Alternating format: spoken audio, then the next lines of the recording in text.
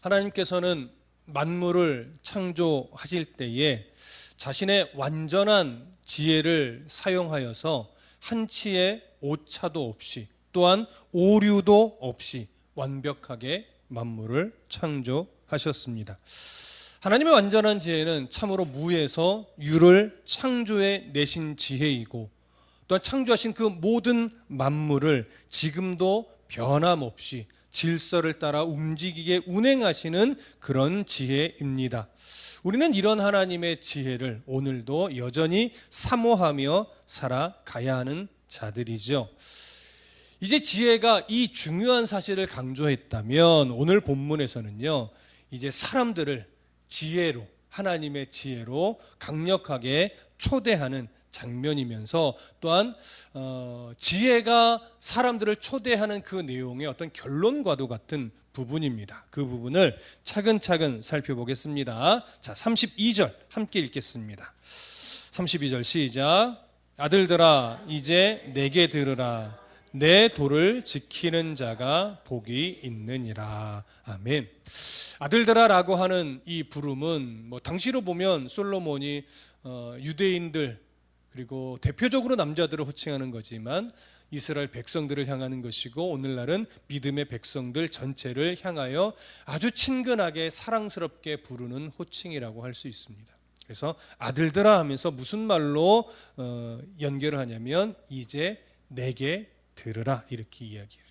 그러니까 내게 들으라는 건 뭐예요? 지혜의 말을 들으라. 하나님의 지혜의 말씀을 들으라라고 하는 건데 이건 단순하게 귀로 들으라고 하는 의미만 갖고 있는 것이 아니라 기본적으로 마음의 태도 안에 그 하나님의 지혜의 말씀을 듣고 순종하려고 하는 태도를 가지고 들으라는 거예요. 다시 얘기하면 듣기는 듣되 내가 좋으면 순종하고 내가 불편하면 순종하지 않고 이렇게 걸러서 들으려고 하는 태도가 아니고 하나님의 지혜의 말씀이 어떤 말씀을 주시던지 간에 내 마음이 편하건 불편하건 내가 할 수 있다고 여겨지든 할 수 없다고 여겨지든 이것이 하나님의 지혜의 말씀이라면 내가 어떤 말씀이라도 순종하겠다라고 하는 기본적인 태도를 가지고 그 말씀을 들어야 한다라고 하는 거예요. 왜냐하면 하나님의 지혜라고 하는 것은요, 단순하게 이 세상의 성공을 위해서 주는 말씀이 아니에요. 하나님의 지혜라고 하는 건요, 단순하게 상한 우리의 마음을 위로하려고 주시는 말씀이 아니란 말이죠. 그리고 하나님의 지혜는요, 우리의 지식적인 어떤 풍요를 채우기 위해서 주시는 말씀도 아니에요. 그런 면들이 있기는 하지만 하나님의 지혜의 말씀은요, 결국 그 말씀을 통해 때로는 위로를 받고 때로는 책망을 받고 때로는 지적을 받고 때로는 도전을 받으면서 결국은 하나님 앞에서 내가 누구인지 그리고 어떤 태도로 살아가는 것이 정말로 하나님의 마음에 합한 삶의 태도인지 그리고 내 인생의 가치는 정말 어디에 있는지 나는 정말 하나님의 나라를 소망하고 있는지 이러한 인생의 방향성을 찾게 하기 위해서 주시는 말씀이란 말이에요. 그런 하나님의 은혜 아래서 인생의 방향성을 찾아갈 때 때로는 건강을 주시기도 하는 거고 때로는 위로를 주시기도 하는 거고 때로는 부를 주시기도 하고 때로는 성공을 주시기도 하는데요, 정반대로 때로는 실패 가운데 몰아넣기도 하고요, 때로는 아픔 가운데 몰아넣기도 하고요, 때로는 상한 감정 가운데 몰아넣기도 해요. 그러니까 왜 이렇게 극과 극의 내용들이 함께 존재해요? 결국은 우리의 시선을 하나님께로 맞추고 내 인생의 방향성이 하나님이라고 하는 하나님의 나라라고 하는 그 목표 지점에서 절대 벗어나지 않도록 하기 위해서 하나님이 그렇게 하시는 겁니다. 그리고 하나님의 뜻을 이루게 하기 위해서도 그렇고요. 그러니까 단순하게 하나님의 말씀을 들을 때 내가 원하고 바라는 것에만 목적을 두고 하나님 말씀을 듣는다면 우리는 하나님의 말씀을요 가려서 들을 수밖에 없게 돼요. 근데 그건 하나님이 원하시는 것이 아니죠. 하나님의 뜻을 우리가 다 알 수 없기 때문에 그리고 하나님의 말씀이 나를 어떻게 인도해 갈지 우리는 감히 알 수 없기 때문에 그저 순종하며 따라가는 것이 믿음이지 내가 이해되면 순종하고 이해 안 되면 불순종하고, 내게 유익할 것 같으면 순종하고 유익하지 않을 것 같으면 불순종하고, 내 기분이 좋으면 순종하고 내 기분이 나쁘면 순종하지 않고, 이런 식으로 걸러 듣는다면 이건 하나님의 말씀을 듣는 자의 태도가 아닌 거예요. 그래서 오늘 지혜가 말하는 거예요. 아들들아, 이제 내게 들으라. 모든 말씀을 순종하기 위한 태도로 들으라. 그래서 그 뒤에 이런 말씀으로 연결하는 거예요. 내 도를 지키는 자가 복이 있느니라. 여러분 잘 들으세요. 내 도를 지킨다고 할 때 이 도가 뭐예요? 길거리 다닐 때 도를 아십니까? 그 도예요? 전혀 다른 거죠. 여기서 말하는 도라고 하는 것은요, 하나님 말씀을 말하는 거고 하나님의 지혜를 말하는 거예요. 뭐 구약 시대로 따지면 율법을 말하는 거겠죠. 그러면 그 하나님의 지혜, 하나님의 말씀을 지키는 자가 복이 있다라고 얘기해요. 그러면 지금 방금 전에 제가 했던 말씀과 똑같은 거죠. 하나님의 말씀이 내 기분에 좋든 내 기분에 뭔가 좀 충돌이 일어나든 그 하나님의 말씀을 따라 순종하라는 거예요. 하나님의 말씀이요, 나를 마치 성공으로 이끌어 줄 것 같이 여기든 아니면 나를 바닥으로 내려앉게 만드는 것 같은 말씀이든지 간에, 그 말씀이 어떠하든지 간에 내가 그 말씀을 따라 순종하며 살아가는 것이 오늘 성경은요 복이라고 얘기해요. 자, 거꾸로 얘기해 볼까요? 아무리 내게 만족과 유익을 준다 하더라도 하나님의 지혜에 부합하지 않은 길을 간다면 거기에는 하나님의 복이 없다는 얘기예요. 하나님이 인정하는 복이 없다는 얘기예요. 하나님의 지혜의 말씀을 따르지 않는 자리에서 부를 얻고 명예를 얻고 인기를 얻는다면 그건 잠시의 만족과 잠시의 기쁨은 줄지는 모르나 그것이 하나님이 허락하는 복은 아니란 말이죠. 그렇기 때문에 그 복은 그저 한시적인 복일 수밖에 없어요. 영원한 복이 되지 못합니다. 그래서 예수님도 말씀하셨잖아요. 너희들의 복을 땅에 쌓아두지 말라고. 너희들의 복을 어디에 쌓아두라고요? 하나님의 나라에 쌓아두라고. 왜요? 하나님의 나라는요 도둑이 없고요 종과 동록이 쓸지 않는데요. 이건요 무슨 말이에요?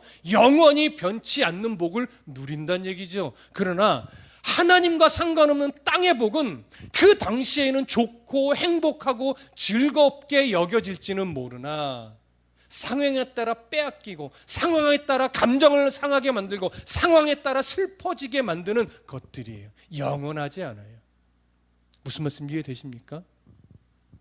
그렇기 때문에 오늘 지혜가 정확하게 말하는 거예요. 하나님의 지혜가 가르쳐 주는 삶의 방식을 가지고 살아낼 때 그것이 참된 복이라고 하는 거예요. 물질이 좀 없어도, 건강이 좀 없어도, 명예가 좀 없어도, 누가 좀 알아주지 않아도 내가 오늘 하나님 앞에서 부끄럽지 않은 삶의 태도를 가지고 살아가고 있다면요, 그건 하나님이 가장 기뻐하는 삶 위에 서서 걸어가고 있는 거예요. 하나님은요 그 삶을 가장 기뻐해요. 오늘 저와 여러분들은 바로 그러한 하나님이 가장 기뻐하는 삶의 방식 위에 서서 한 걸음 한 걸음 믿음의 삶을 걸어가는 성도가 되어주시기를 간절히 소망합니다. 이것이 그저 오늘 귀에만 맴도는 말씀이 되지 않았으면 좋겠어요. 우리 각자의 삶을 돌아보면요, 사실 우리 교회에 막 번듯한 막 명예가 있고 번듯한 뭐 인기가 있고 정말 갑부가 있거나 떼부자가 있지를 않아요. 다 보편적인 비슷한 삶을 살아가요. 그럼에도 불구하고 우리가 오늘 어디에 있든지 당당하게 살아갈 수 있는 이유는요, 잘 들으세요. 만물의 창조자이시고 온 우주 만물의 통치자이며 하나님이신 그 예수 그리스도가 바로 나 때문에 생명을 내어주셔서 나를 구원의 백성 삼으셨단 말이에요.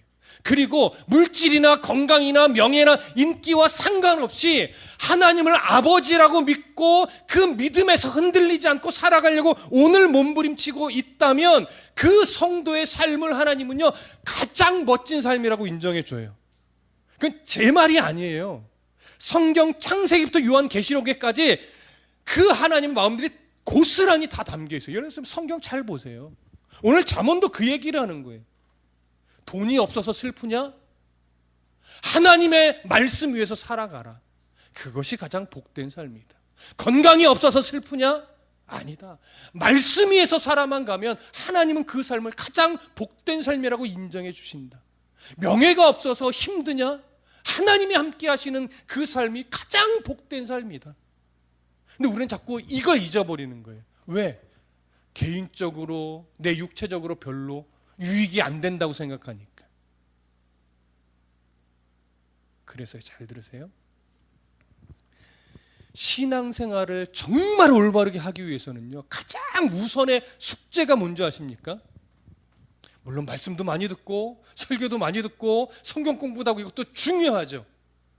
정말 중요하죠. 그러나 신앙생활을 정말 진실하게 하기 위해서 가장 먼저 내 안에 해결해야 될 문제는요 정말 내 삶의 중심에 하나님 나라에 대한 분명한 소망이 있는가? 그게 정말 내 인생의 목표 지점인가?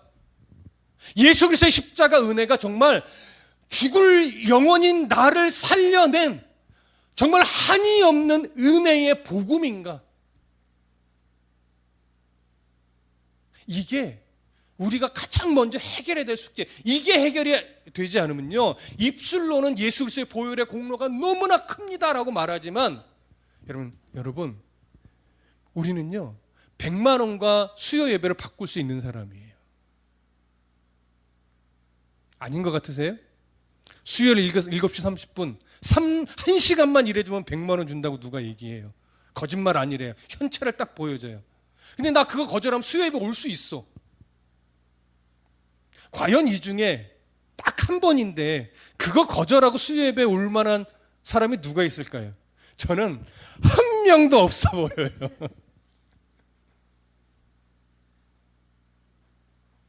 저는 할 것 같아요. 왠지 아십니까? 믿음이 좋아서? 아니요. 목사라서 어쩔 수 없이. 어쩌면 전도한테 맡기고 갈지도 몰라요.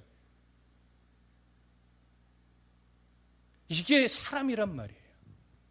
이걸 이겨내는 게 믿음의 훈련인 거예요. 이걸 이겨내라고 자꾸 우리의 인생 가운데 그런 류의 시험이 오는 거예요. 수요일 날 100만 원 줄게 이런 류의 시험들이 오는 거예요. 일요일 주일 오전 11시에 좀 와서 일해줘 100만 원 줄게 이런 식의 유혹이 있는 거예요. 그걸 못 이기는 믿음이 없다 이걸 말하는 것이 아니에요. 누구나 다 그런 씨름을 하고 있다는 얘기예요. 누구에게나 다 그런 유혹이 없고 미혹이 온다는 얘기예요. 누구나 다. 그럼 많은 사람이 엎치락 뒤치락 하는 인생 속에서 결국 신앙을 배워가게 돼요. 어떤 사람이 인생 중에 한 번도 쓰러짐 없이 오직 예수, 오직 예배, 오직 말씀 이렇게만 살아갑니까? 그럴 수는 없는 거예요. 많은 이들이 미혹에 빠졌다가 다시 줄을 붙잡고 일어나고 그 유혹에 넘어갔다가 다시 주의 은혜로 정신 차리고 돌아오고 이런 인생을 반복하다가요 그 인생이 어느 때쯤 됐을 때 하나님이 정말 관건적으로 우리를 끌어내는 어떤 순간이 올 때는요 그때부터는 이제 타협이 없고 유혹에 걸려 넘어지지 않는 그런 신앙의 수준으로 자라게 되는 거예요. 그런데 그건 신앙의 연륜과도 사실은 조금 어느 정도는 관련이 있어요. 청년 때 그런 성도가 있지만요 좀 더 봐야 돼요. 사회생활을 경험하고 결혼을 하고 아이를 낳고 육아의 어려움을 견뎌내보고 그런 어떤 인생의 풍파의 과정들을 겪어가면서도 내 신앙이 흔들리지 않고 있다면 그건 정말 성숙한 신앙으로 가고 있는 거죠. 그래서 오늘 여기서 말하는 내 도를 지키는 자가 복이 있다는 말씀을요 가볍게 들으실 수가 없는 말씀인 거예요. 삶의 방식이 정말 하나님의 말씀이 가르쳐주는 삶의 가치와 방법을 가지고 오늘 우리가 살아내기 위해 참 노력하고 있고, 그러지 못할 때 가슴 아파할 줄 알고 다시금 그렇게 살려고 또 몸부림치고 있고, 이런 마음을 가지고 있다면 그 성도는 복된 삶으로 지금 살아내고 있는 중에 있는 거예요. 사람이 인정 안 해주면 어때요? 하나님이 인정해 주는데, 성경이 그걸 약속했고 성경을 통해 보니 나는 지금 복된 삶으로 나아가고 있다면, 하나님은요 그런 우리의 모습을 보며 오늘 아주 흐뭇한 미소를 지어주신단 말이에요. 그 하나님의 나를 보시며 흐뭇한 미소를 지어주시는 그 모습을 볼 줄 아는 사람, 이 사람이 제가 볼 땐 참 신령한 성도인 거예요. 뭐 신유의 은사가 있고 막 통변의 은사가 있고 예언의 은사가 있어야 신성한, 맞나요? 그런 신령한 성도인 것이 아니고요, 오늘 말씀을 통해서 나를 바라보시는 하나님의 표정을 볼 줄 아는 사람, 저는 이 사람이 정말 신령한 성도라고 생각을 합니다. 그런 의미에서 여러분 정말 신령한 성도가 되어주시기를 소망하고 축복합니다. 아멘. 자, 33절 보시겠습니다. 33절 이제 이런 말을 합니다. 훈계를 들어서 지혜를 얻으라. 그것을 버리지 말라. 자, 지혜를 들으라고 그렇게 강조를 해 오면서 이제는 훈계를 들으래요. 그래서 지혜를 얻으래요. 왜냐하면, 왜 훈계를 지금 지혜가 하냐면 사람이라고 하는 존재가요, 하나님의 지혜를 가지고 살아가길 소망하고 아멘 아멘 아멘 하지만 실제로 하나님의 지혜를 가지고 살아가는 중에도 그 하나님의 지혜 반대편에서 미혹하는 그 소리에 여지없이 영향을 받고 넘어지는 것이 사람이기 때문에 그래요. 그래서 사람은 항상 하나님의 훈계를 들어야 계속 정신을 차려요. 성경은 그래서 80% 이상이요 훈계의 말씀이에요. 성경 잘 읽어보세요. 칭찬도 있고 위로도 있는데요, 너 그렇게 살면 안 돼, 너 그런 죄에서 빨리 나와, 너 그거 우상숭배야 라고 하면서 우리의 연약함과 우리의 죄성과 우리의 죄악을 지적하고 책망하고 돌이키라고 하고 징계를 통해서 다시 회복을 원하는 그런 하나님 마음들이요 80%가 그 내용으로 성경은 차지하고 있어요. 이유는 하나죠. 우리의 죄성이 항상 하나님의 음성보다 사단의 음성에 더 잘 반응하는 사람이기 때문에, 그래서 그런 거예요. 목사는 다를까요? 맨날 성경을 보지만요, 성경을 보는 중에도 악한 생각을 해요. 목사도요, 나쁜 생각을 해요. 그러다 보니 머리를 탁 치는 거예요. 야, 너 목사 맞냐? 성경을 읽고 설교를 준비하면서도 어쩜 머리로 그런 생각을 할 수가 있냐? 이럴 때가 있어요. 그만큼 사람은 악해요. 그래서 끊임없이 하나님의 훈계의 말씀을 내가 마음으로 듣고 늘 생각하고 늘 다시 고민하고 늘 나를 점검하지 않으면요, 우리 여지없이 하나님의 지혜가 원하는 길 위에 서 있지 않고요, 사단이 원하는 그 길 위에 서서 마치 그 길이 좋은 길인 양 착각하고 가는 것이 사람이란 말이에요.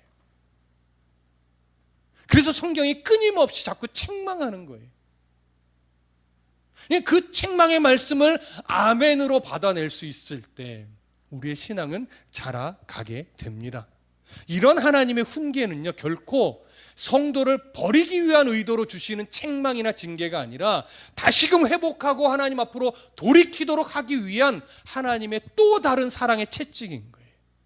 그래서 그 훈계의 말씀마저도 달게 느껴질 때, 그 훈계의 말씀마저도 꿀송이처럼 여겨질 때 신앙이 깊어져 가고 있는 겁니다.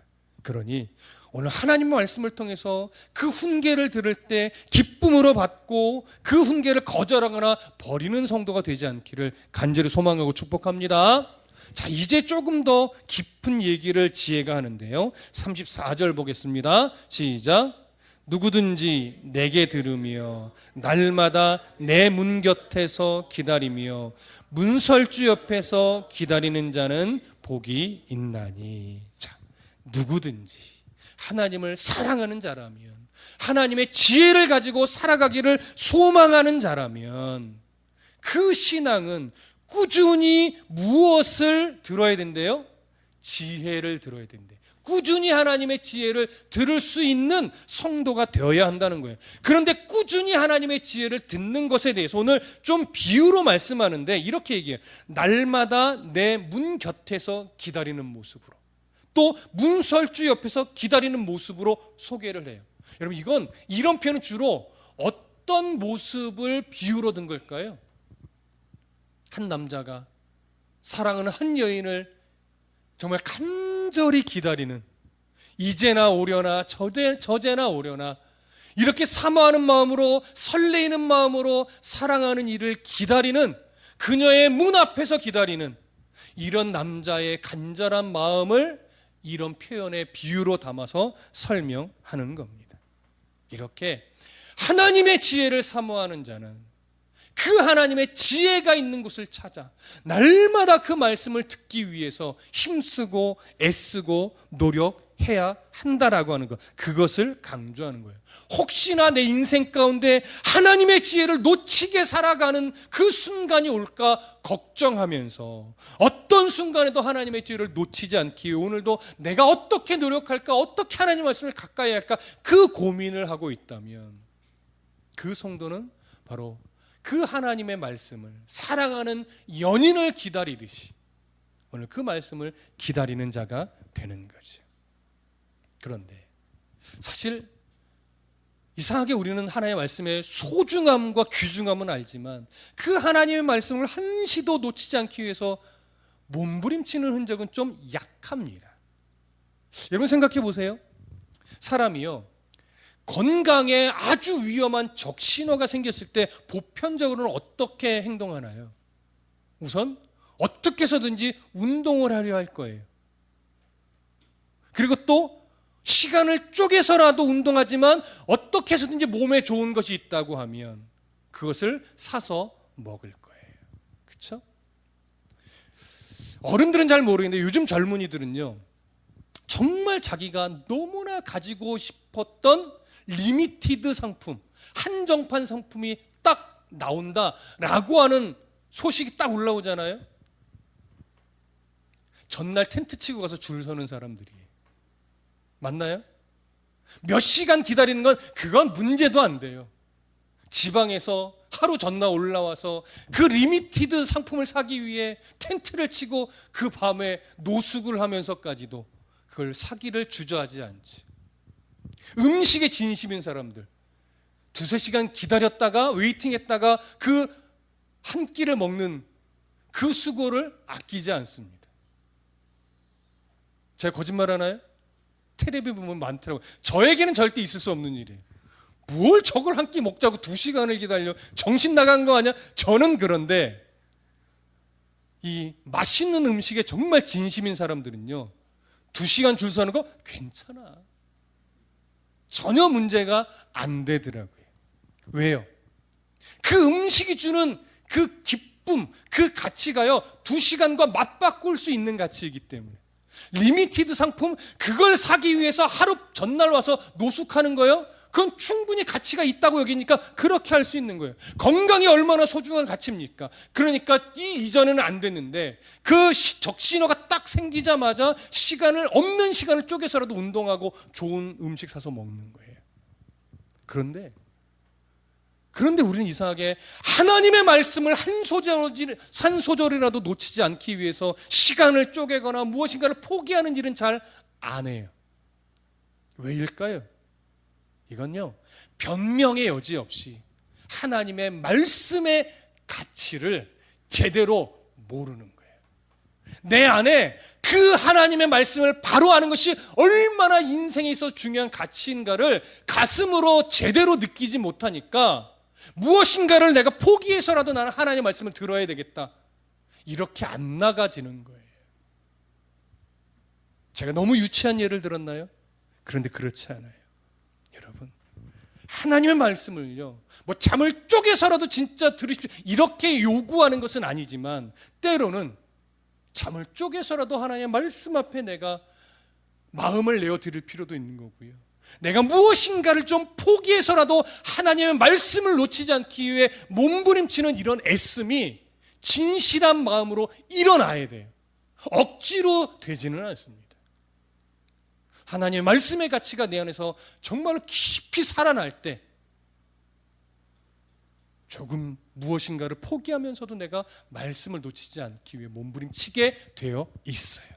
저는 오늘 여러분들에게 그 복을 선언하고 싶습니다. 하나님의 말씀이 내 삶에 진짜 가치 있는 은혜로 다시 회복되기를 소망합니다. 하나님을 처음 만나 그 첫사랑을 가졌을 때 예배가 기뻤고 성경을 읽으면 기뻤고 성경을 공부한다는 것이 너무나 행복했던 그때를 기억하면서 다시금 내 안에 하나님의 말씀이 꿀송이처럼 달고 내 인생이 너무나 소중한 가치라고 하는 이 마음이 다시 회복되기를 소망하고 축복합니다. 35절에 보면요, 그렇게 강조하는 이유를 이렇게 정리합니다. 35절 볼까요? 시작. 대저 나를 얻는 자는 생명을 얻고 여호와께 은총을 얻을 것임이라. 여기 대저라고 하는 대저로 번역된 히브리어가 키라고 하는 단어예요. 왜냐하면이라는 의미입니다.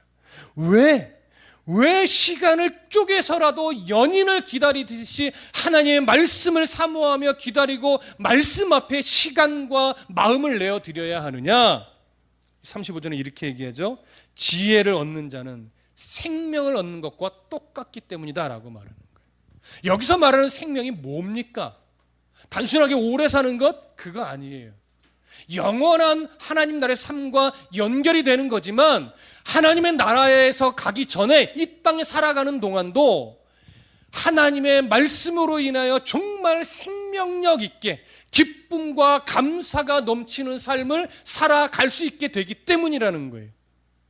물질의 있고 없음에 연연하지 않고 하나님의 말씀이 내 안에 살아있는 것, 이거 하나만으로도 오늘 생명력이 넘치는 삶을 살아가게 되기 때문에 어떤 상황과 형편에 놓여 있다 할지라도 나를 사랑하시는 하나님의 은혜 아래서 그 말씀이 주는 기쁨이 내 안에서 살아 움직여서 정말로 생명력 넘치는 삶을 살아가게 만드니 지혜를 얻으라는 거예요. 지혜를 사랑하라는 거예요. 지혜의 말씀과 늘 동행하기 위해 부단히 노력하라는 거예요. 그 성도 안에 하나님이요, 이런 생명력 넘치는 기쁨과 감사와 은혜를 부어주신다는 거죠. 그렇게 사모함으로 하나님 앞에 늘 나아가니 35절 중간부터 보세요. 여호와께 은총을 얻을 것임이라 이렇게 얘기하죠. 여호와께서 그런 성도를 가만히 두시겠냐는 거예요. 계속해서 더 큰 은혜를 부어주고 더 큰 믿음과 감사를 하나님이 주신다는 얘기죠. 위로도 주시고. 그래서요, 이 믿음의 영역 안에서는요, 사실 빈익부 부익부가 맞아요.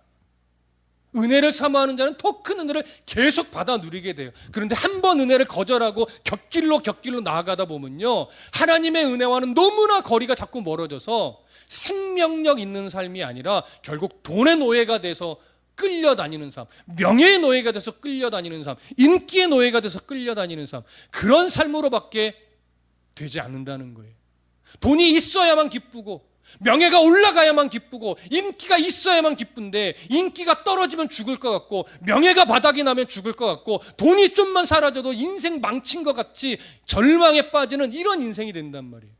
근데 지혜가 내 마음속에 가득하고 하나님의 지혜 위에서 살아가는 자는요, 돈이 있으나 없으나 바울처럼 자족하는 법을 배웠으니 언제나 감사하고 언제나 기뻐하고 언제나 생명력 넘치게 살아가는 거예요.